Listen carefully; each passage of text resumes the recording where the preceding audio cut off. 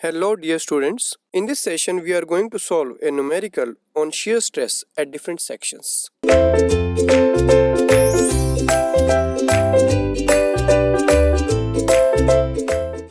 This is a question of I section. An I section being 350 mm and 150 mm has a web thickness of 10 mm and a flange thickness of 20 mm. If the shear force acting on the section is 40 kN, we have to find the maximum shear stress developed in the I section. So this is the question of shear stresses where we are given the dimensions of the I section. The web thickness is given 10 mm and the flange thickness is given 20 mm. Width of the flange is given 150 mm and other dimensions are also given, right? It is also given that the shear force acting on the section is 40 kN. We have to find the maximum shear stress developed in the I section. So let us solve this problem. In this question, we are given with an I section beam which has these dimensions. 150 mm is the width of this flange and thickness of the flange is 20 mm. The thickness of the web is 10 mm. The total height of the I section is 350 mm. And the force, the shear force, maximum shear force on the I section is given 40 kN. We have to find out the maximum shear stress in I section. We know that the maximum shear stress acts at the center of the beam, neutral axis, if this is uniform I section, means this and this is same, right? Symmetric I section is there. If this is symmetric I section, then what type of shear stress distribution is there? So if I draw the shear stress distribution, so shear stress is 0 at the outer fiber. We already know that shear stress 0 at the outer fiber. Then it starts increasing till the flange has some value up to this point, say. After that the shear stress jump is there. There is a jump in shear stress for the web. These 2 points on the flange and web, this point is on the flange and this point is on the web, right? 2 points on the same point at the same location. There are 2 points. Just in the web the shear stress is this point and just in the flange shear stress is this point. So there is abrupt change at these locations. At these locations there is abrupt change in shear stress, and then again the shear stress changes parabolically and got a maximum value, this value tau max, which is given by this equation, right?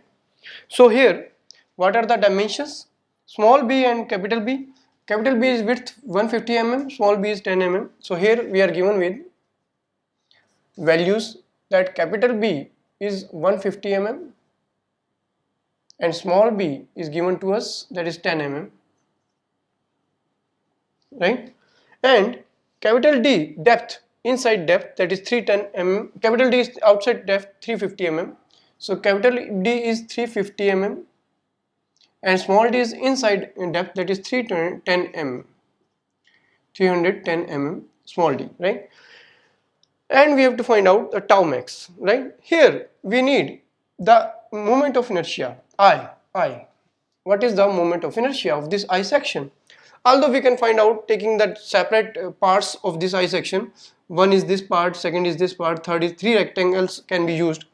But here, because there is a symmetry, what we can do is we can directly apply the formula that suppose this is a total I section, this is a rectangle, this is a rectangle, assuming that this is a rectangle of width 150 and height 350, right? So what will be the moment of inertia of this rectangle?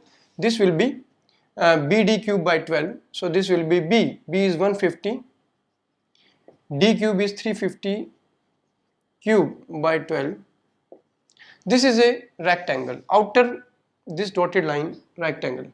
From this rectangle, if I subtract this part, the moment of inertia of this part,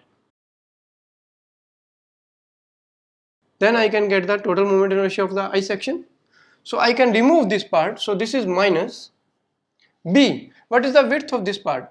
This is 150 minus 10 mm. Total is the 150, and out of this 10 mm is the web. So 150 minus 10 mm, this is 140. So this is 140. D cube. What is D? This is 310 now. 310. This distance 310 cube by 12. That's it. We will get the moment of inertia. BD cube minus BD cube. So we have removed this part, the H bar, from the I section, and we have got the moment of inertia, right? So moment of inertia is the total part, rectangle, which is a rectangle, minus moment of inertia is the H part, right? So this is the I. So solve it and get the value of moment of inertia. What is the value of moment of inertia? So you will get a value 188 1883.75. I am writing in millimeter to the power 4. Solve it and you will get this value. This is the moment of inertia of this I section, right? Now put here to get the maximum shear stress in I section, that is F. F is given to us, that is 40 kilonewton. So this is 40 divided by I is this value in millimeter to the power 4. As it is, you can put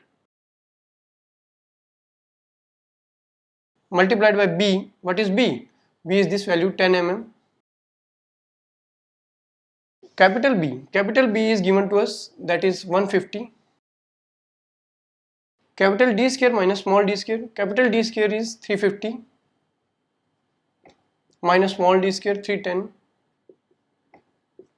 divided by 8 minus BD square. B is given to us 10, D is given to us 310 by 8. So this is the tau max, right? Solve it and get the value of tau max. You will get the maximum shear stress. After solving it, you will get the value. Use calculator, take your time and solve it. 13 Newton per millimeter square. All the values are kept in millimeter, so that's why we are getting here millimeter square, that is megapascal. Newton per millimeter square is megapascal, right? So this is how we can find out the maximum shear stress which is at the neutral axis in case of T section, and first we have to find out the moment of inertia. So this is the question of I section.